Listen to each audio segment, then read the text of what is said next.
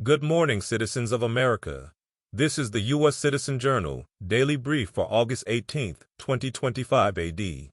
I'm here to bring you the latest news from around the world. Let's dive into today's top stories.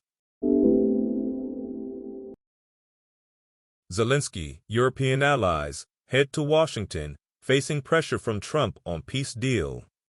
Nearly 6 months ago, Ukrainian President Volodymyr Zelensky was asked to leave the White House after a televised confrontation with President Trump over real security guarantees the Ukrainian leader insisted upon for any peace agreement with Russia.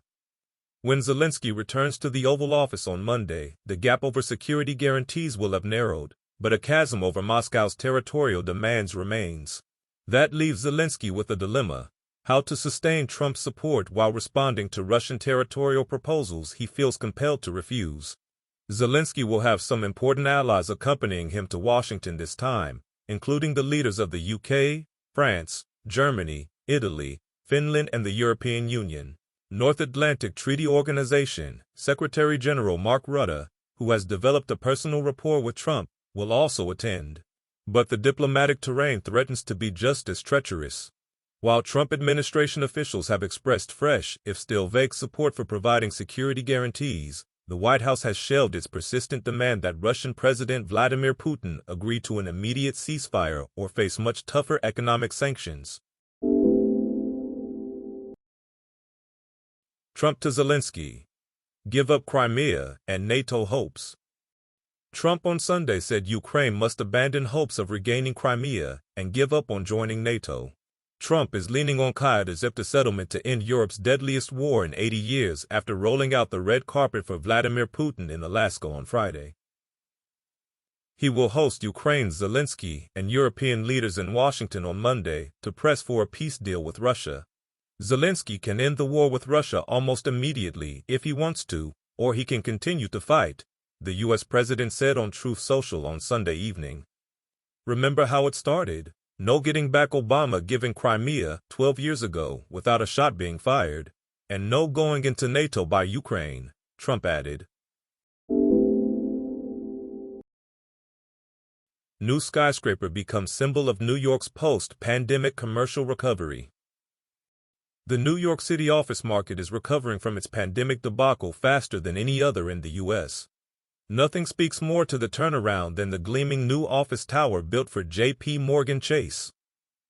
After more than 6 years of development, the bank is preparing to move thousands of employees into its new 2.5 million square foot headquarters at 270 Park Avenue later this month, before its October grand opening.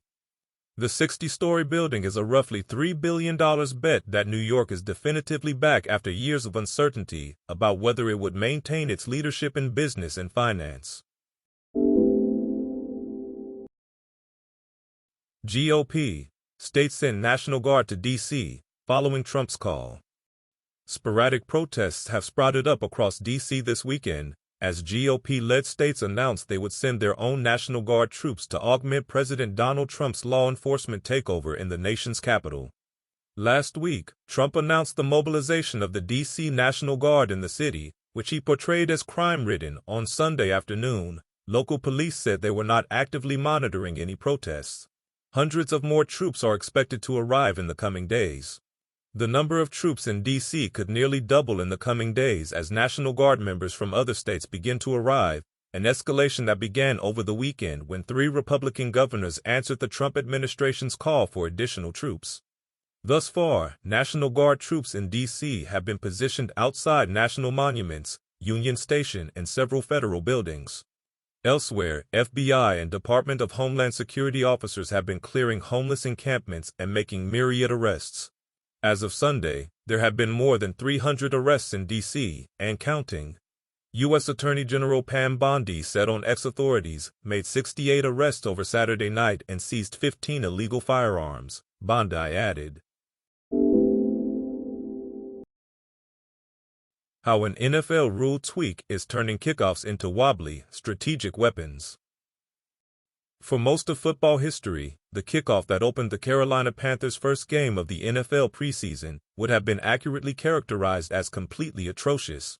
Instead of booming a long kick deep into the end zone, Panthers kicker Matthew Wright poked a low wobbler that drifted one way and then the other, as if he just launched a boomerang downfield. To a casual observer, it might have looked as though someone plucked from the stands could have done better.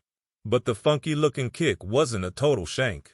In fact, it's the diabolical strategy that might just drive the entire NFL crazy this season.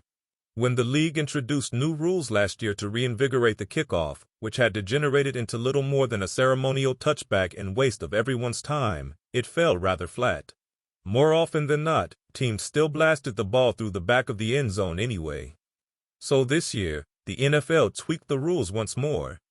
Now, a touchback gives the returning team the ball at the 35-yard line, or just a couple of completions from field goal range. The upshot is teams suddenly have much more incentive to actually kick the ball into the landing zone between the goal line and 20-yard line. To avoid that, teams like Carolina are experimenting with a kickoff that exploits an esoteric part of the rulebook that gives an enormous advantage to the coverage team. When Wright's kickoff began veering downfield, Cleveland Browns returner Caden Davis was mystified. The ball bounced right in front of him around the 11-yard line, and he eventually corralled it 4 yards farther back. By the time he got going, he was already getting swarmed by the Panthers' coverage team. Historical note: August 18, 1590, Roanoke Colony found deserted. It's 1,587, and 115 English settlers have arrived on Roanoke Island to start a new life. They are not the first English explorers. There had been 3 earlier expeditions to the New World, but this was the first to bring English women and children to America. The goal of these expeditions for Queen Elizabeth I and explorer Sir Walter Raleigh was to create an English capital in the New World. The newest group to arrive included Governor John White's pregnant daughter, Eleanor White Dare. In fact, several weeks after the colonists landed on the coast, Eleanor gave birth to the first English baby born in the New World. She was named Virginia Dare. Soon afterwards, Governor White returned to England to get more supplies. His return was delayed for 3 years because of a war between England and Spain. When he was finally able to make it back in 1590, on his granddaughter's 3rd birthday, he found the colony deserted. The word Croatoan was discovered carved into a wooden post. There has been plenty of speculation about the settlers' fate in the centuries that have passed. Death from disease, massacre by native peoples, or assimilation into a nearby native tribe, either as friends or slaves. Multiple theories and a lack of conclusive evidence generated the mysterious moniker, the Lost Colony. That's all for today's brief. Join us again tomorrow for more news and updates. This show was produced by Greg Loving, wishing you a great day ahead.